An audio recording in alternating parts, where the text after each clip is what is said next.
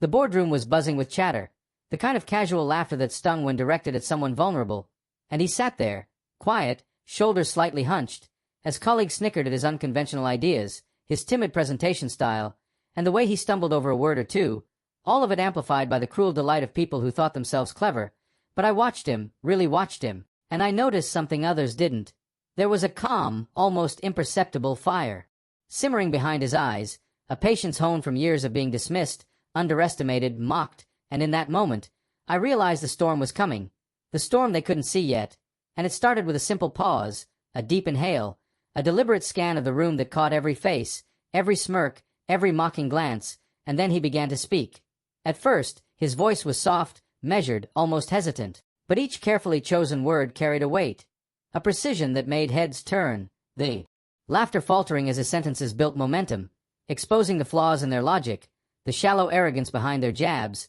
and the injustice they had so casually inflicted on him, while also weaving in subtle, undeniable truths about their own mistakes, weaknesses, and hypocrisy, until the very air seemed to shift, heavy with the tension of realization.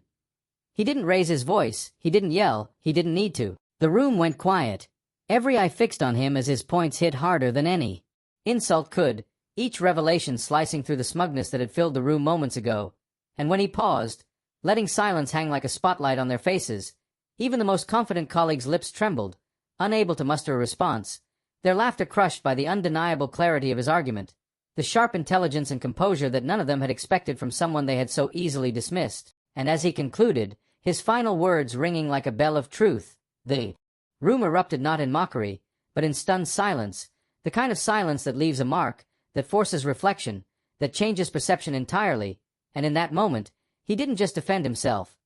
He revealed the power they had overlooked, the wisdom they had ignored, the strength they had underestimated, and I watched in awe as the very people who had once ridiculed him now sat frozen, speechless, caught in the gravity of his presence and the undeniable authority of his words, realizing too late that underestimating him had been their gravest mistake, a mistake that would haunt every whispered joke, every mocking glance, every laugh they had directed his way from that day forward. And when he finally sat back, calm, composed, the fire in his eyes replaced by serene certainty, I understood that true revenge doesn't always need violence or confrontation. It can be found in intellect, in timing, in the quiet dismantling of arrogance.